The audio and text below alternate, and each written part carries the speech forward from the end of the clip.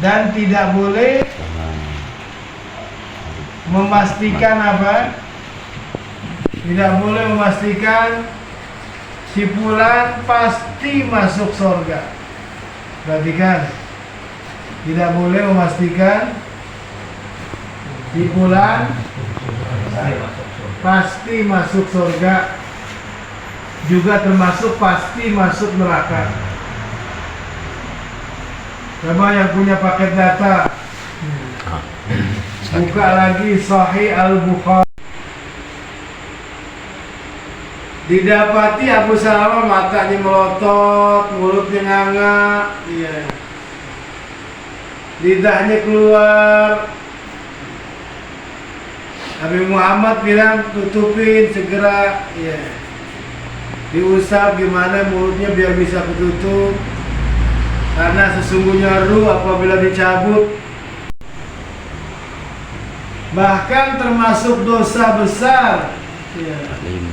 Ya. Saya bilang apa? Termasuk dosa besar. Dan keutamaan ilmu. Jadi ilmu itu satu hal yang informasi sedetail-detailnya diterangin. Dari mulai apa? Keluarnya, dari mulai apa? Niatnya, jalannya, duduknya, ngedengerinnya, nulisnya. Terus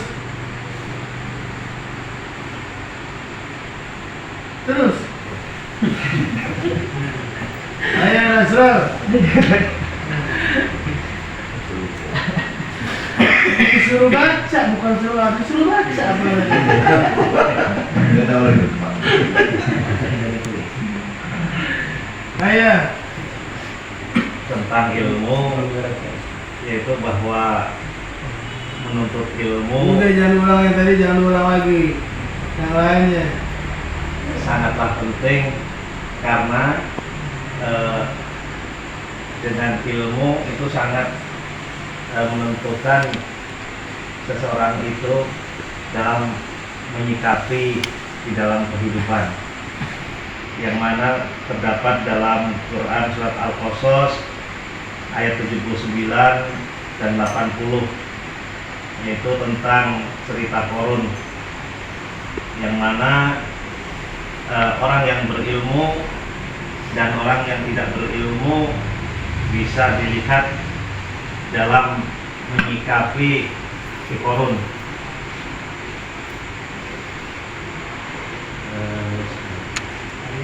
Gimana sikapnya? Piye? Ya. Oh, sikapnya kalau orang yang berilmu melihat tentang keadaan Qarun yang hartanya melimpah serba kecukupan, maka orang yang berilmu dia akan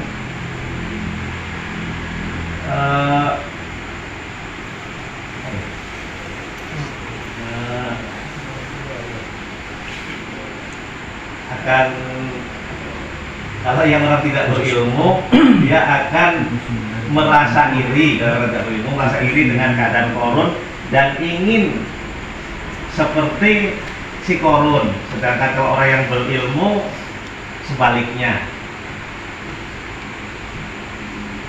Terus Kasih mas lagi. Di antara keutamaan ilmu yang boleh disebutkan dimulai keluar rumah, kemudian duduk, kemudian mencatat, mendengar, menulis, memahami dan mengamalkan. Keutamaan ini tidak bisa dirasakan secara langsung seperti halnya orang makan dan minum langsung kenyang. Nah, betul. Akan tetapi keutamaan ilmu ini akan terlihat nanti di kemudian hari di akhirat. Nah, Dan kemudian yang berikutnya, biasanya kalau bersama manusia ini kita bisa nilai tanda dia sayang, tanda dia cinta ini biasanya saling memberi, saling menolong. Tapi berbeda dengan Allah, jika sudah saling dengan hambanya, maka akan diberikan ujian. kalau orang nggak ngerti waktu dapat ujian bilang apa? Gua apa saja nih, gue sial aja nih, bawaannya Itu tanda lah berilmu itu, ketahuan. Iya. Jadi kalau berilmu, dia akan bersyukur dengan ujian. Baik, terus. Apa lagi? Siapa yang mau nambah? Ame mau nambah, Ame. Allah kalau sayang sama orang, Coba. diuji dicoba. Ya. Kesian banget tuh, iya. Emang dasar diajak sholat susah, judi aja kerjaannya, ya. Mabok aja kerjaannya, lihat tuh matinya tuh, gak mati-mati, ya. Cari daun kelor, ya. Gak bisa, ya.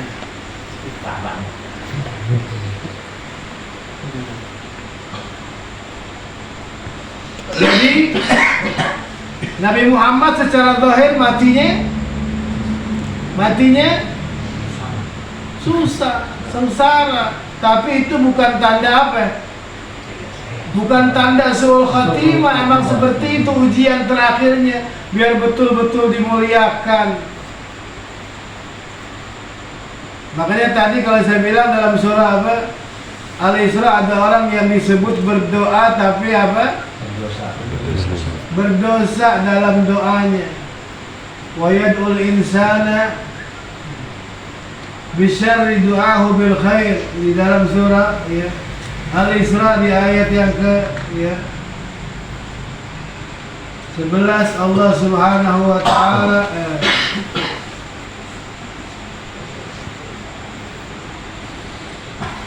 berfirman wa yad'ul insana bisyarri du'ahu bil khair wa kana al-insanu ajula. Ada orang yang berdoa kejahatan sebagaimana doa kebaikan.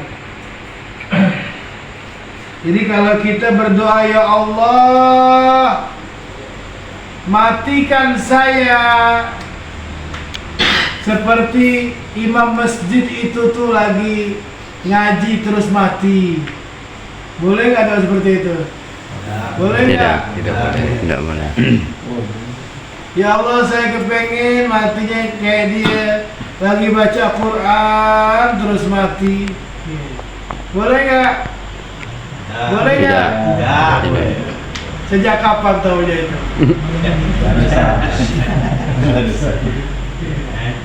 Kalau nggak ngaji, kira-kira mungkin nggak doa seperti itu?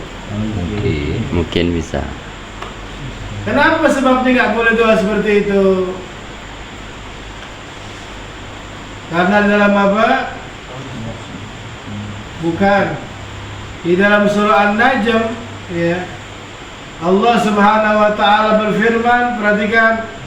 Kalau nggak ngerti langsung angkat tangan ya. Nggak ngerti itu apa yang ngomongin?